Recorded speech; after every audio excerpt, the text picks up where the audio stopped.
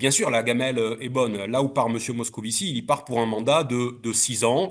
Il va émarger à 27 000 euros par mois, 27 000 euros par mois, hein, sans compter le régime fiscal ultra avantageux de l'Union européenne, sans compter les frais de résidence qui peuvent être extrêmement importants, puisqu'un ancien président de cette Cour des comptes européenne a été pris la main dans le sac et a empoché par ce biais-là un petit pactole de 325 000 euros.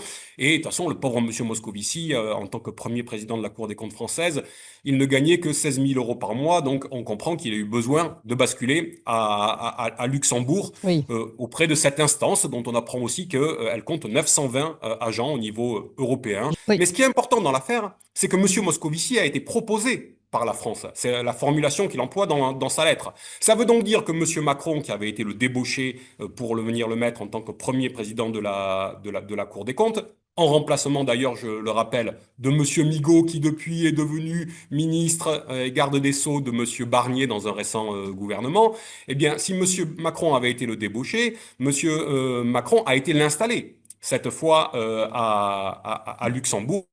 Et donc, on peut se demander pourquoi.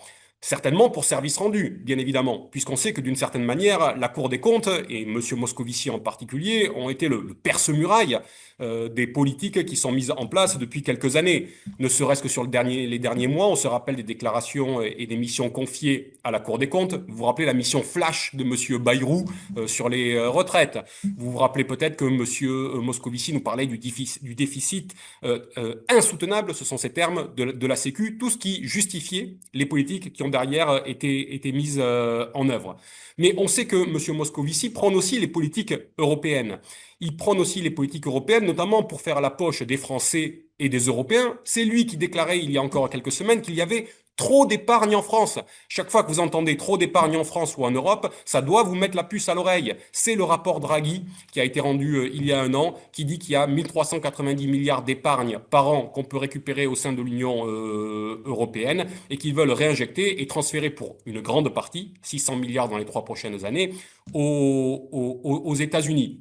Et il faut dire que cette logique, M. Moscovici la porte de longue date, puisque je rappelle que dès 2013, en tant que ministre des Finances et membre de l'Eurogroupe, il faisait partie de ce qu'un homme politique français, François Delapierre, avait qualifié à l'époque des 17 salopards, c'est-à-dire les gens qui voulaient faire les poches des Chypriotes. Vous vous rappelez que, Oui. que Chypre était à l'époque dans une situation désastreuse avec la corde au cou passée par l'Union européenne et que tous ces gens-là voulaient taxer les petits épargnants chypriotes à 6,75%, donc sur leur épargne.